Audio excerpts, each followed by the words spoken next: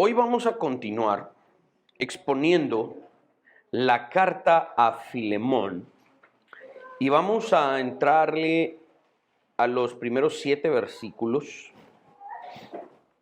Hoy sí vamos a hacer una exposición, no tanto una introducción, sino que vamos a exponer estos primeros versos. Así que pueden abrir su Biblia o en sus bosquejos, en los boletines que les enviamos. Ahí también está el bosquejo para que ustedes puedan continuar la argumentación, puedan verla. Filemón, capítulo 1, versos 1 al 7. Dice de la siguiente manera: Pablo, prisionero de Jesucristo, y el hermano Timoteo, al amado Filemón, colaborador nuestro, y a la amada hermana Apia, y a Arquipo, nuestro compañero de milicia, y a la iglesia que está en tu casa. Gracia y paz a vosotros de Dios nuestro Padre y del Señor Jesucristo.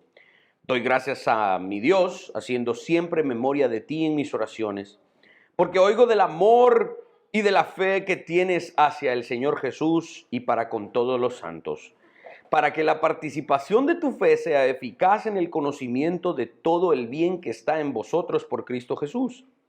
Pues tenemos gran gozo y consolación en tu amor, porque por ti, oh hermano, han sido confortados los corazones de los santos. Oremos. Padre, te damos gracias en esta mañana de nuevo por tu misericordia y tu bondad. En este momento reflejada a través de tu palabra, la cual podemos abrir con libertad. Podemos abrir con mucho deseo de ser edificados y de aprender de lo que tú dices y nos has demandado. En esta mañana te ruego que tengas misericordia de mí como el expositor, para que no me separe de lo que tú has inspirado y que pueda exponer fielmente lo que tú has inspirado. Que nuestra mente y nuestro corazón no tengan ningún obstáculo para recibir esta semilla y poder crecer y dar fruto. Amén. Si había un hombre llamado Filemón, al que Pablo llama colaborador, y si había una iglesia en la casa de aquel hombre llamado Filemón, es porque la salvación había llegado a la vida de aquel hombre y a los que estaban en su casa, a su pequeña comunidad. La gracia y la paz de Jesucristo que Pablo desean para este hombre y para aquella iglesia solo podía ser recibida por aquellas personas que habían sido ya redimidas. La salvación había llegado a un hombre llamado Filemón, a su esposa, a su familia y a una pequeña comunidad en un lugar tan perverso como el Imperio Romano. La salvación nunca es un evento separado de los frutos. En efecto, la salvación es un evento. La salvación es una declaración de inocencia del pecador por parte de Dios, el juez. Y una vez la gente ha sido declarada inocente, empieza a dar frutos producto de ese evento que Dios ya hizo en la vida de la gente redimida. Pablo está describiendo un ejemplo particular de lo que la historia de la salvación hizo en un hogar. Y la salvación sigue provocando esto a gran escala desde mucho tiempo antes, desde ese momento y hasta nuestros días. Hogares siguen siendo transformados, así como el hogar de Filemón fue transformado. Esta misma historia de Filemón y su casa es la historia de millones y millones de personas y de hogares que lo seguirán haciendo hasta el retorno de Cristo. La historia de la salvación está aquí de alguna manera ilustrando la realidad del contexto de lo que Pablo estaba viviendo y con quién se estaba relacionando. Voy a iniciar con el primer verso y aquí vamos a hablar del título con el que Pablo se presenta. Juan Calvino habla de que Pablo, en el mismo sentido en el que otros lugares escribe en sus cartas, se llama a sí mismo apóstol o ministro de Cristo, pero también se llama a veces, como acá, prisionero de Cristo. Porque en primera instancia, cuando dejamos de ser esclavos o prisioneros del pecado, venimos a ser esclavos y prisioneros por amor de Cristo. Pero al mismo tiempo, Pablo, tanto Calvino como otros escritores, concuerdan en que Pablo está diciendo: Filemón, aquí estoy siendo prisionero por la causa de Cristo.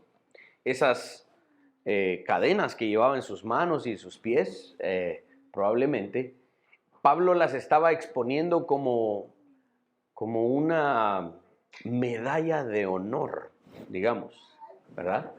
No sé si alguien de ustedes ha recibido alguna vez alguna medalla por algo que ha hecho. Yo muy pocas veces. Una vez gané un concurso de a ver quién se comía más hot dogs y me gané una medalla. No, pero una vez me gané un par de medallas, ¿no? En un par de eventos deportivos. Yo sé que ahora no lo aparento, pero antes era un poco más deportista. Pero en la universidad, pues tuve cierto promedio cuando me gradué y me dieron una medalla cum laude. ¿Verdad? Entonces cuando me dieron la medalla y mi esposa me hizo ahí un almuerzo y todo lo demás, saca tu diploma, pero saca la medalla. Se pone uno la medalla, cum laude, ¿va? ¿Ah? Uno expone esos premios. Pablo está exponiendo sus cadenas, como quien expone una medalla y dice: que no te dé pena, que no te dé lástima saber que llevo estas cadenas. Pablo está diciendo: las porto con honor. Estas son como medallas por ser prisionero por la causa de Cristo. Por consiguiente, también menciona sus cadenas para fortalecer su autoridad, Pablo. No porque temiera ser despreciado, porque Filemón, podemos deducir de la carta que Filemón tenía un gran respeto y veneración por Pablo. Pablo lo había llevado a Cristo. Entonces Filemón tenía un gran respeto por Pablo. Pero Pablo estaba a punto de defender una causa bastante complicada, a la cual no vamos a llegar hoy, no nos da tiempo, pero vamos a llegar precisamente al tema de la esclavitud y el problema de Onésimo. Y el asunto de Onésimo de pedir perdón a Filemón y que Filemón lo tomara de vuelta. Bueno, Pablo ahora, después de presentarse y recordarle a Filemón quién era y lo que estaba sucediendo en la vida de Pablo, en su vida, si me das con la siguiente diapositiva, vamos a ver que Pablo empieza a describir a Filemón como un creyente ejemplar. Y aquí nos vamos a tomar un buen tiempo de este sermón para hablar de esto. Primero, la carta nos deja saber que Filemón era un hombre hospitalario, alguien que era hospedador, se consideraba una persona con mucha virtud, tanto en el mundo pagano y mucho más en el mundo judío. Especialmente en el judaísmo, la virtud del ser hospedador era muy alta. Los anfitriones adinerados, como podríamos deducir en el contexto, alguien como Filemón, una persona adinerada, solían reunir en su casa a quienes se encontraban, digámoslo así, en un peldaño más bajo en su situación económica, y a veces los miembros de la comunidad se extendían y se reunían en la casa de esta persona adinerada, no solo para tener el servicio, sino posteriormente Pablo nos deja saber que Filemón ayudaba a esa comunidad no solo como pastor y anciano de esa iglesia en su casa, sino que también económicamente. Filemón era una persona muy generosa. La gente llegaba también ahí a saciar su hambre física porque Filemón era una persona muy generosa. Otros cristianos adinerados también tenían la costumbre de patrocinar las comidas en las iglesias domésticas, es decir, en las iglesias que se llevaban a cabo en las casas. La mención de una amistad compartida entre el autor de la carta y el destinatario, es decir, entre Pablo y Filemón, era un rasgo común en las cartas del Antiguo Testamento, en las cartas del Antiguo Tiempo, y era especialmente importante cuando se disponían a solicitar favores muy grandes, como el que Pablo está a punto de pedir en el resto de la carta. Ya dijimos en la introducción hace un par de semanas que parecía que Filemón pertenecía a una clase adinerada de ciudadanos. tenía esclavos, recibía a un círculo de amigos en su casa y pudo preparar posteriormente alojamiento para Pablo y otras personas. Su generosidad era bastante conocida y se hizo útil al servicio cristiano. Fue convertido por Pablo, como ya lo hemos mencionado, muy probablemente durante los años que Pablo residió en Éfeso. Pablo también saluda a la iglesia que está allí en la casa de Filemón. Al emplear estos términos, Pablo está elogiando en primer lugar la familia de Filemón y posteriormente el resto de la gente que estaba en esa casa. Sin duda, esto no era algo pasajero para Filemón, porque a veces cuando, por ejemplo, los que tenemos el privilegio de ser padres, ¿no? Y elogian a nuestros hijos, uno quisiera ser más grande, ¿no? Y tener el pecho así para inflarlo, porque uno se siente bien orgulloso, ¿no? ¿Verdad? Esto no era poca cosa para Filemón. Pablo está elogiando a su familia. Una gran cantidad de teólogos coinciden en que estos nombres que Pablo menciona en la carta a Filemón son miembros del círculo íntimo familiar de Filemón, es decir, sus hermanos, sus hijos y su esposa, ¿no? Y Filemón aquí está en alguna medida cumpliendo con su deber como padre y como pastor de aquella iglesia en casa. No debemos olvidar mencionar que este buen hombre tenía una esposa de esta índole, ¿no? De una virtud cristiana alta. Pues ella también es elogiada por Pablo, asumiendo, pues, como ya dijimos, que esta hermana, Apia, no era la esposa de Apio, sino la esposa de Filemón, quien también es elogiada por Pablo. Todo esto, Pablo lo atribuye no a Filemón y a su dinero o al carácter de Filemón. Dios lo atribuye a Dios. Gracias sean a Dios por ti. Gracias sean dadas a Dios por gente como tú. Espero que a cada uno de los que estamos aquí, por lo menos una vez en la vida, antes de irnos a la tumba, alguien diga: ay, gracias a Dios por gente como usted. Eso es lo que está diciendo Pablo, ¿sí? Filemón estaba cumpliendo con lo que se esperaba, amando a Dios y amando a su prójimo. Y Pablo agradece a Dios de que hayan personas como él. Voy a expandir eso un poquito más adelante. Pablo agradece a Dios por Filemón y dice: te recuerdo en mis oraciones. Eso lo vamos a tratar un poquito en las aplicaciones, aunque voy a agregar algunas cosas ahorita. Pablo agradece a Dios porque escucha constantemente de la fe y del amor de Filemón. Allá en sus prisiones, allá en la cárcel, cuando lo van a visitar, cuando Pablo dice: ¿y cómo le va a la iglesia de Éfeso? Tal y tal cosa. ¿Y cómo le va a la iglesia de los filipenses? ¿Y cómo le va a la iglesia de Colosas? Y ahí está Filemón, ¿verdad? Sí. Cuéntenme cómo va con Filemón. Ese Filemón es calidad.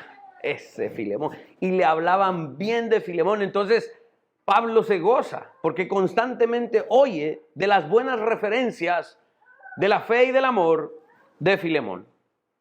Pablo entonces extiende un poco este elogio, esta alabanza a Filemón, para que la gente conozca que Filemón era un cristiano ejemplar. Generalmente en nuestra lectura bíblica le prestamos mucha atención a los grandes nombres, ¿no? Los grandes protagonistas de las historias. ¿Quién no conoce a Noé? El que construyó aquel barco, el arca, y se llevó un montón de animales y Dios lo salvó del diluvio. ¿Quién no conoce a Abraham? ¿Quién no conoce a David, que mató al gigante? ¿Quién no conoce a Josué? Todos esos nombres son famosos en nuestra lectura bíblica. Bueno, lo que estoy viendo al estudiar esta carta, estoy viendo que Pablo está diciendo: probablemente alguien como Filemón debiese estar en esa lista. Pablo aquí no lo está presentando como Filemón el sacerdote, Filemón el profeta, Filemón el rey descendiente de David. No, simplemente lo está presentando como uno que debe hacer lo que le toca y lo está haciendo. Y Pablo lo eleva y dice: este es un gran hombre. Tal vez Pablo acá nos está dando una lección de cómo leer nuestra Biblia de mejor manera. Porque así como Filemón, hay otros personajes que tal vez no son tan famosos en nuestras historias que generalmente recordamos de la vida cristiana y de la lectura bíblica, pero debiésemos tenerlos en alta estima. Filemón es uno de estos hombres muy importantes en la Escritura. Pablo nos está ayudando a entender que Filemón era un hombre fiel, padre de familia, un hombre próspero, un anciano o pastor de una iglesia local. Y lo poco que podemos deducir de la lectura nos dice que este personaje real vivió en el primer siglo, un hombre aparentemente común, pero de mucho valor a los ojos de Pablo, seguramente de mucho valor ante los ojos de Dios y para nosotros. De ahora en adelante, cuando volvamos a leer la carta a Filemón, leamos a un hombre ejemplar. Tal vez no de la misma fama del apóstol Pablo, tal vez no de la misma fama de Abraham, de Noé, de Josué, pero en efecto Filemón, un hombre de mucho carácter cristiano. Calvino escribe sobre este punto precisamente. Miren lo que dice Calvino. Esta alabanza que dirige a Filemón incluye brevemente toda la perfección del hombre cristiano. Ahora, vamos al siguiente punto. La petición de Pablo. Pablo pide por Filemón. Primero, debe saberse que el apóstol Pablo no continúa alabando a Filemón, sino que por el contrario expresa las bendiciones por las que ora a Dios. Estas palabras se relacionan con lo que Pablo había dicho anteriormente. Dice, hago memoria de ti, Filemón, en mis oraciones. Pero, ¿qué pide Pablo para Filemón? Y esto nos va a ayudar también a aplicar algo hoy para nuestra vida. Pablo pide que la fe de Filemón pueda ser ejercitada en buenas obras y pueda ser demostrada verdadera y no inútil.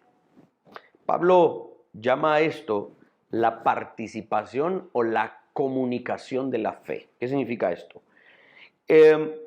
Pablo está pidiendo que esa justicia de Filemón, ese ejemplo de Filemón, no sea conocido solo por algunos, sino que sea comunicado y conocido más ampliamente, porque de esos hombres necesitamos más. Esa es la oración de Pablo. Aunque la fe reside ocultamente a los ojos carnales, en el corazón y en la mente, se comunica a los hombres mediante buenas obras. Es por lo tanto como que Pablo hubiera dicho, para que tu fe al demostrarse demuestre ser tan eficaz en el mundo en el que vives. Pablo ora para que la fe y la vida de Filemón sean de conocimiento más amplio y que se dé a conocer todo el bien que hay en Filemón y en su iglesia. Esto denota que haya experiencia y que la gente pueda participar de esa experiencia. Pablo desea que por sus efectos la fe se demuestre eficaz en lo que se hace allí en la iglesia de Filemón y que la gente lo pueda experimentar. Esto ocurre cuando quienes conversan nuestra vida piadosa y santa y platican al respecto, lo puedan comunicar bien y que puedan hacer una buena representación de lo que realmente está sucediendo en una iglesia. A ver, ¿cuántas veces nos hemos topado con que, mira, y vos vas a la iglesia? Sí, yo voy a la iglesia. Ah, de plano vos ahí, que solo pisto te piden, que ahí no sé qué, que empiezan a decirte todas las cosas negativas que suenan en las redes sociales, o tal vez ellos tuvieron una mala experiencia en una mala iglesia y entonces se quedaron con la idea de que toda iglesia simplemente es así. Entonces nosotros aclaramos y decimos, no, mira, para empezar, el pastor que tenemos, mi respeto. No, para empezar, mira, en nuestra iglesia creemos en... Y entonces empezamos a aclarar para decirle a esa persona, mira, tenés un mal concepto de lo que es la iglesia. Puede que hayas tenido una mala experiencia. Sí, puede que las iglesias más populares hagan esto y lo otro. Pero no significa que todas las iglesias... Y entonces empezamos a aclarar. Pablo está orando para que estas aclaraciones, esta perfecta representación del cristianismo pueda ser conocida. Ese es un punto importante que necesitamos nosotros pelear hoy. Pablo pide a Dios que todo lo bueno que hay en Filemón sea más visible, comunicado al mundo, y que los incrédulos puedan ver con verdadera claridad qué es una iglesia como la que Filemón pastoreaba. Claramente, las obras buenas de Filemón eran conocidas por su familia, por la iglesia que estaba en su casa. Probablemente la gente que vivía ahí cerca podía conocer a Filemón y decía, sí, don Filemón, mis respetos, ¿verdad? Pero fuera de ese lugar, más allá en las otras comarcas del Imperio Romano, ¿realmente se conocía a alguien así? Digamos, lo voy a decir así, no me gusta la palabra peleé, mientras estaba escribiendo peleé por usarla o no, pero la voy a decir solo porque me pica la lengua y quiero explicar un poco mejor esto. Pablo quería más publicidad de gente como Filemón. No me gusta la palabra publicidad, pero es para entender que Pablo dice, de estos soldados se debiese saber más. Ojalá no estuviesen ahí escondidos y solo ese puchito de gente que los conoce, solo ellos lo conocen. No, quisiera que más los conocieran. Sin embargo, lo que se veía de Filemón no era la historia completa. La gente no conocía más de él. Pablo conocía a este hombre mejor que todos los demás. Podemos deducirlo de la íntima relación y el íntimo lenguaje que Pablo está utilizando para hablar acerca de Filemón y para pedirle algo. Miren, no cualquiera se atreve a pedirle a alguien algo como esto, que está a punto Pablo de pedirle. Mira, este tu esclavo, que merece la muerte según las leyes romanas, te quiero pedir que lo aceptes de vuelta. No cualquiera podía pedir esas cosas. Pablo lo está haciendo porque tiene una íntima relación con Filemón y tiene tal confianza que Pablo sabe que le puede pedir esto. Pablo está pidiendo a Dios que ojalá la gente conozca a Filemón como él lo conoce. Es como aquellas personas que tienen una apariencia tan normal. Filemón era como aquellas personas que tienen una apariencia tan normal que pasan desapercibidas. Pero cuando los llegamos a conocer, podemos verlos y hasta nos admiramos. Aquí en Guatemala se utiliza ese dicho, mírenselo ahí, todo mal empacado, pero, ¿verdad? Entonces, por ejemplo, ahorita, uno de los temas que más me ha estado emocionando es la selección de fútbol de Guatemala. Y uno los mira jugar, pero de repente, cuando uno los mira jugar ya en ese torneo, dice, mírátelos pues, chiquititos, mira las patillas chiquititas, pero bien que corrían, mira. Mírate que no estaba tan alto, pero le ganó y metió el gol. Entonces uno se admira porque de simple vista no parece mayor cosa. Pero cuando se revela quiénes verdaderamente era, hasta se admira uno. Esto es lo que Pablo está intentando que la gente conozca de Filemón. El ejemplo clásico, ¿no? De aquel muchacho aparentemente muy sencillo, que se deslumbra por la belleza de una chica y la empieza a cortejar y empieza a buscar la forma de relacionarse con ella. Y la chica es hermosa, ¿no? De las más bonitas, pero lo voltea a ver y es como que muy simple. Ella ni lo considera. Es que todas son así. Son bromas, son bromas. No. Pero entonces la chica ni lo considera, ¿verdad? Porque cuando ya lo llega a conocer, se da cuenta que era un joven muy serio, de buena familia, con trabajo, próspero y que era un gran partido. Y la chica entonces se da cuenta y dice, bueno, lo juzgué mal por su apariencia. Y cuando ella quiere regresar, el joven dice, te lo perdiste. Más que llegar a conocer a Filemón, Pablo está pidiendo a Dios que la fe y los efectos de la fe de Filemón sean conocidos y la gente los copie. Que hayan más personas como él. Y esta es una de las cosas que parece ser irónica en la Escritura, porque en efecto hablamos mucho de lo perverso que es nuestro corazón y el estado de los pecadores. Pero la Biblia también habla de estos ejemplos, como el apóstol Pablo, como los demás apóstoles, como Cornelio, por ejemplo. Eddie tal vez va a llegar a predicar sobre el evento con Cornelio en el libro de los Hechos, un pagano que la gente lo consideraba en alta estima. La Biblia pone algunos ejemplos de que aún los pecadores, cuando son verdaderamente convertidos por el poder del Evangelio, llegan a ser personas tan admirables. De eso es lo que está hablando Pablo en estos primeros versículos del capítulo de la carta de Filemón. Que la fe y los efectos de Filemón lleguen a conocerse más y que así la gente llegue a conocer verdaderamente quién es Jesucristo. Recuerden lo que hemos tratado cuando hablábamos acerca del discipulado, no sé si se recuerdan. La gente no puede ver a Dios porque Dios es espíritu. La gente no puede ver con sus ojos a Cristo porque Él está sentado a la diestra del Padre gobernando con toda autoridad. Pero los ojos de la gente sí nos pueden ver a nosotros. Y más vale que nosotros representemos bien a aquel que es perfecto. Por eso es lo que Pablo está agradeciendo a Dios y está pidiéndole a Dios: Señor, que la gente pueda ver a Filemón como él es, como yo lo conozco. Y así, vean cuál es el objetivo de Pablo: la gente pueda llegar a conocerte a ti, Jesús.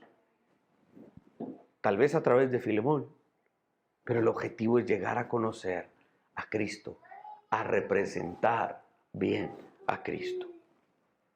Esto Pablo lo pide a Dios debido a que el mismo Pablo ha visto y también ha escuchado que Filemón ha hecho con los hermanos de la fe.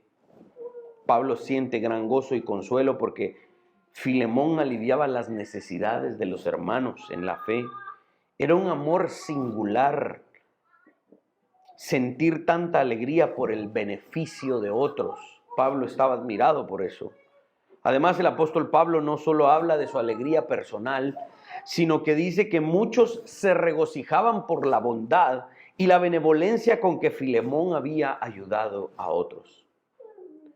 Pablo utiliza la frase: por ti, Filemón, los corazones de los santos han sido confortados. Es una expresión que Pablo usa para explicar que Filemón no solo ayudaba a la gente anímicamente, sino que por ser una persona de condición adinerada, también ayudaba a aquellos que podía a aliviar sus necesidades físicas. Pablo se regocijaba por eso. Era importante, aquí voy a terminar la exposición de los versos para iniciar a entender un poco más quién era Filemón. Hace 2 semanas, cuando introdujimos la carta, dimos algunos rasgos de quién era Filemón. Pero era importante en estos primeros versos cómo Pablo tan enfáticamente está honrando a alguien como Filemón, que finalmente se convierte en un ejemplo para nosotros. Pasemos rápidamente a un par de aplicaciones. La primera: Filemón es un ejemplo de una fe personal y también pública. Una fe individual, pero también pública y visible. ¿Ok? Aquí me voy a meter un poquito a la historia, tanto secular tal vez en algún punto, y obviamente que tiene que ver siempre con el desarrollo del cristianismo, pero les pido que me sigan aquí en la argumentación. Durante aproximadamente 300 años, en gran parte debido a la llamada Ilustración francesa, pero realmente fue la Revolución Francesa, la sociedad occidental en nuestro mundo ha considerado la religión como un asunto mayormente privado. La mayoría de las personas están dispuestas a que los otros crean lo que quieran.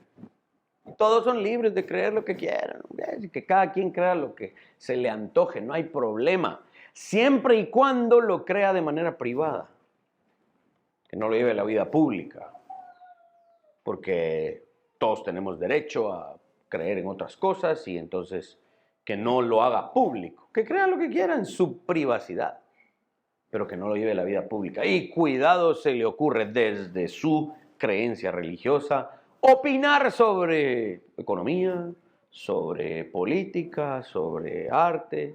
No, sus cuestiones religiosas que las mantenga ahí a puerta cerrada, porque no se le ocurra decirlo en términos públicos.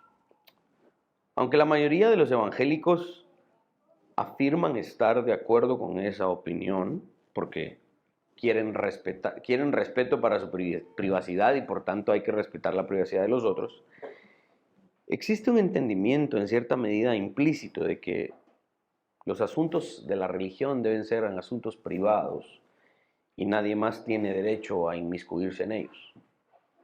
Tristemente, ese asunto sigue siendo, aunque no lo saben articular, muchos cristianos lo siguen teniendo como una práctica. Si algo podemos sacar en nuestra aplicación hoy de estos versos, es que Pablo no está pidiendo para que Filemón sea más cristiano, más santo de manera privada. Estos primeros versos que leímos hoy, Pablo nos está diciendo, ojalá esa virtud sea más pública. Igual como es privada, con esa misma intensidad, ojalá sea pública. Ahora, no malinterpretemos, el cristianismo jamás ha tomado la vía de la imposición o la obligación sobre los que están en desacuerdo. Jamás ha sido esa la vía. La vía del cristianismo siempre ha sido la persuasión, el triunfo en el debate y en las obras. La evangelización nunca ha sido un proyecto armamentístico, militar. La empresa evangelizadora nunca ha sido opresora. Pero es que ustedes, la iglesia en la Edad Media, estamos hablando de otra cosa. Sí, estamos hablando de lo que el cristianismo hace, no lo que la iglesia ha cometido como muchos errores a lo largo de la historia. Estamos hablando de la posición, ¿sí?, la cual en efecto ha sido practicada en gran parte del mundo occidental. ¿Ok? Ahora, esta intensa privatización de la religión, escúchenme bien, es eminentemente anticristiana. Si algo nos está enseñando Pablo, y podemos ser aplicativos hoy, es que un cristiano privado, solo para mí, para mi familia, ciérrenme la puerta, que no escuche, para así no molestamos y no demás, eso es anticristiano. Ahora, no estamos diciendo, súbale volumen a las bocinas y que no se escuche, no. Estamos diciendo que el esfuerzo por ser privados en la religión y que nuestra religión, nuestra fe no tenga ningún efecto público es eminentemente anticristiano. Por eso mencioné que esto es una herencia de la Revolución Francesa, la cual es eminentemente atea. Sé que aquí no tenemos muchos fans de el podcast de Academia Credo, porque un poco aburrido, es que Eddie habla mucho, yo también. Pero ahí hemos tratado, en estos últimos podcasts, son episodios cortos de 15 a 20 minutos, y hemos hablado sobre la historia de la Revolución Francesa y cómo el sentimiento anticlerical se impuso, ahí sí, con mucha muerte y sangre y violencia en el siglo XVII y posteriormente en el siglo XVIII también. Ahora, esta privatización de la religión es algo que la Biblia no enseña. De principio a fin, la Escritura asume que si bien la fe es personal, es necesaria para la salvación, la fe personal que Dios nos exige, sí, en efecto es una fe individual, privada, pero muchos textos enseñan que esa fe tiene efectos públicos también y deberes públicos también. Voy a ir en un par de versos, más pasajes que versos. Deuteronomio 16, versos 16 y 17. 3 veces cada año aparecerá todo varón tuyo delante de Jehová tu Dios en el lugar que él escogiere, en la fiesta solemne de los panes sin levadura y en la fiesta solemne de las semanas y en las fiestas solemnes de los tabernáculos. Y ninguno se presentará delante de Jehová con las manos vacías, cada uno con la ofrenda de su mano conforme a la bendición que Jehová tu Dios te hubiere dado. Esta ley era una ley nacional. Esto era un asunto de todas las familias y los hombres de la nación. Y eran eventos públicos, santas convocaciones públicas a las cuales el gobierno de Israel, que básicamente era una teocracia, la cual sigue existiendo, el Dios es distinto, tristemente, es un Dios falso, pero la teocracia finalmente existe. Aquí podemos ver que estos eventos eran públicos. Dios había salvado a la nación, no solo a un doncito por ahí, allá en su casa, qué bonita su experiencia, que allá se quede. No, se presentan públicamente delante de Dios y no se presentan con las manos vacías. Esta es una adoración pública que hay que presentar. Vamos a Mateo capítulo 10, versos 32 y 33. A cualquiera pues que me confiese delante de los hombres, yo también le confesaré delante de mi Padre que está en los cielos. Y a cualquiera que me niegue delante de los hombres, yo también le negaré delante de mi Padre que está en los cielos. Ustedes pueden visitar otra vez esa predicación, ahí está en nuestro canal de YouTube, pero ustedes van a ver que este asunto es un asunto público. Jesús está demandando. Ojo con esto, Jesús no está sugiriendo, Jesús no está opinando, Jesús está demandando que delante de los hombres públicamente le confesemos. Por eso, esto que hoy estamos haciendo, lo que hacemos los domingos, es nuestro servicio de adoración pública. Las puertas de nuestra iglesia están abiertas. Hace un ratito pasaron unas personas aquí al frente y preguntaron, mire, ¿esto es una iglesia? Sí, me presenté la iglesia. ¿Y uno puede entrar? Claro, no se animaron. Dije,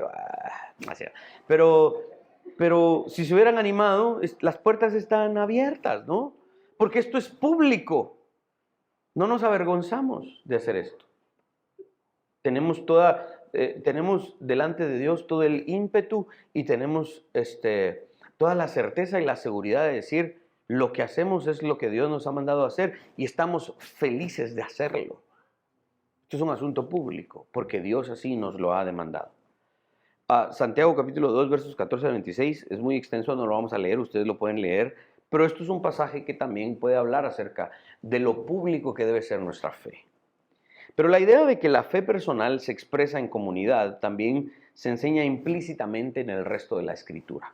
El hecho de que Pablo quisiera una carta personal a Filemón y que la carta se leyera en la iglesia de Filemón es una prueba de que la fe es pública, no es solo personal. Aquí está la carta a la iglesia, a los colosenses. Ahí la leen, por favor, en público. Y mira, nos vemos que les va bien. Esta es para Filemón, que no la vaya a leer nadie. No, Pablo no está diciendo eso. Que se lea este asunto, porque es un asunto muy delicado, el tema de Onésimo, no hemos llegado ahí, pero que lo sepa la congregación. Y esto tiene que ver precisamente con el verdadero carácter de los cristianos, que no tienen nada que esconder. Claramente hay asuntos que se deben tratar en privado. Hay muchas cosas que yo como pastor, trabajando con familias en las iglesias que he tenido el privilegio de pastorear, no divulgo, ¿verdad? No voy a hablar del púlpito, en el púlpito de lo que pasó con tal familia y mire lo que pasó con ese y dar nombres. No, hay un grado de privacidad que yo sí guardo por mi labor y mi deber delante de Dios como confidente de los hermanos y trato cosas en privado. Pero lo que tiene que ver con la fe y sus bases para la evangelización y la proclamación del reinado de Cristo, eso no tiene por qué pertenecer solo al ámbito privado, sino que también al ámbito público. Si yo les contara los secretos que tengo, no, son mentiras. Miren, este es el punto. Hay cosas que son públicas y deben ser así, y nuestra fe y nuestra proclamación de Cristo es una de ellas. Dado que Pablo pedía que en última instancia Filemón perdonara y liberara a Onésimo de su deuda, un hombre que le había hecho daño, Onésimo, a Filemón, la iglesia debía aprender de esa situación comprender la necesidad de perdonar a Onésimo y finalmente, esto es la belleza del Evangelio. Pablo le dice que esta carta se lea a los que están en tu casa, no solo para que tú lo perdones, Filemón, porque la congregación también debe perdonar a Filemón, a Onésimo, perdón. Onésimo le falló a Filemón y también le falló a la congregación. Esto es un asunto que debe sanarse en la congregación.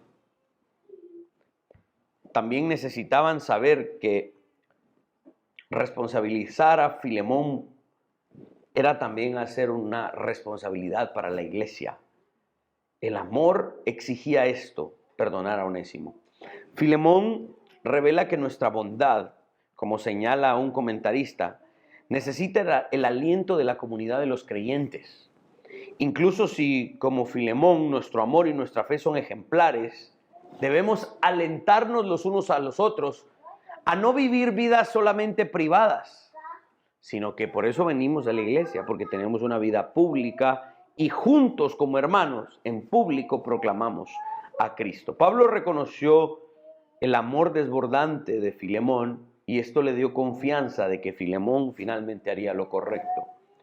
Pero como incluso el cristiano más maduro sigue siendo propenso al pecado, todo creyente necesita el aliento de la iglesia para hacer lo correcto. Por eso Pablo dice, este es un asunto que yo quiero tratar con Filemón, pero lo debe saber la iglesia, para que todos seamos edificados. Pablo no mencionó la fe ni el amor de Filemón para persuadirlo, para engañarlo, para manipularlo a hacer lo correcto. Pues el apóstol Pablo habla de las virtudes de Filemón. En cambio, la referencia a las virtudes de Filemón que hoy leímos, le recordó a Filemón que debían expresarse concretamente y que Pablo pedía al Espíritu que lo impulsara siempre a practicar el amor y la fe para con los que él era conocido. La fe y el amor determinan la verdad de la profesión cristiana, como lo dice Juan en su primera carta en el capítulo 3. Juan Calvino escribe y dice, incluso los más perfectos, mientras viven en este mundo, nunca pueden ser tan buenos como para no necesitar oraciones, para que Dios les conceda no solo perseverar hasta el fin, sino también progresar día a día.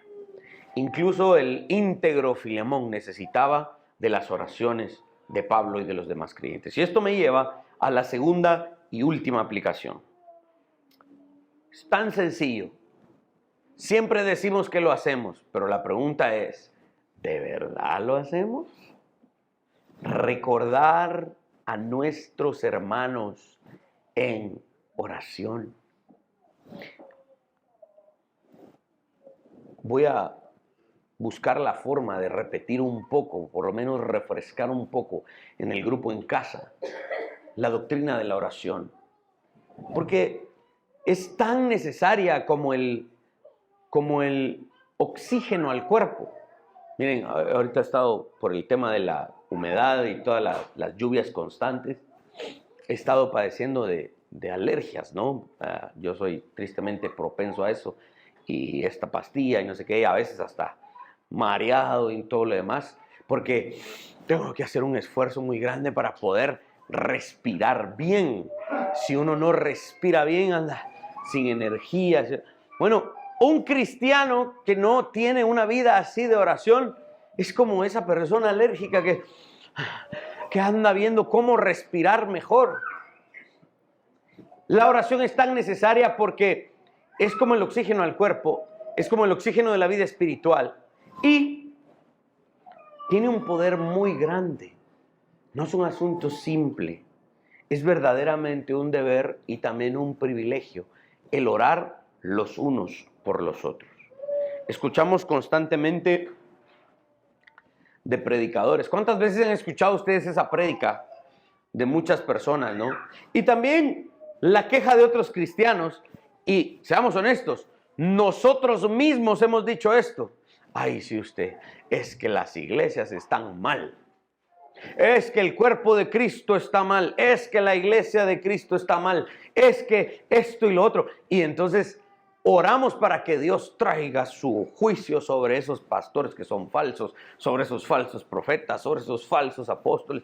Y oramos por todo eso. Y está bien hacerlo, no hay ningún problema.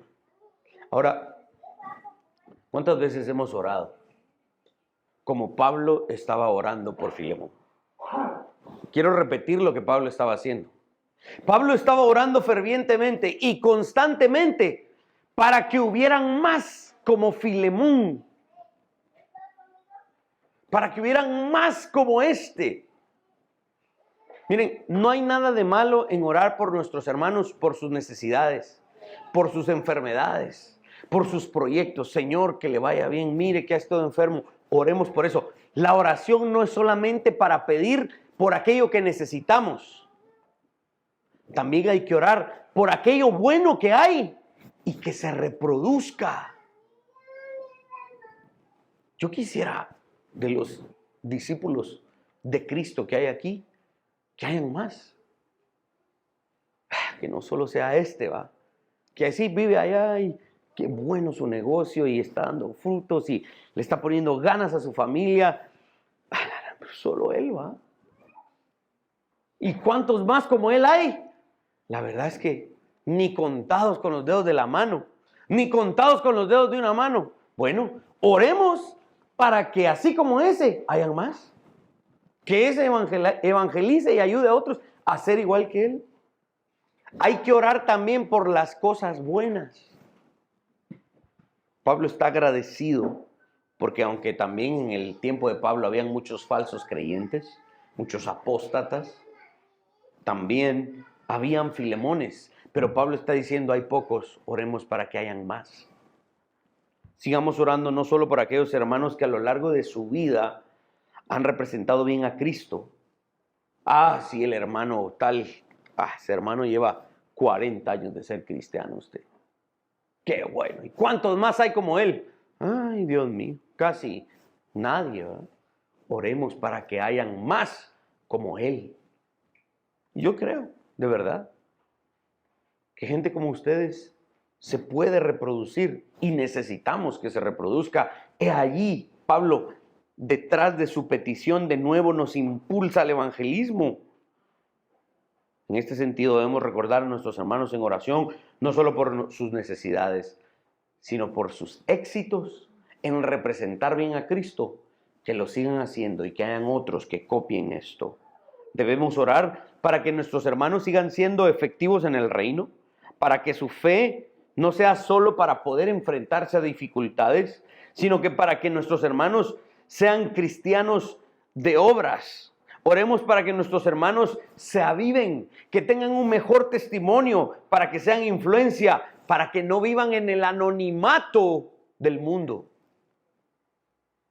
Oremos para poder terminar como aquella frase del capítulo 11 de Hebreos, que a mí me confronta tanto cuando el escritor de los Hebreos habla de que por la fe tal hombre hizo esto, tal persona hizo lo otro, y hace un listado y dice Hebreos 11, de los cuales el mundo no era digno.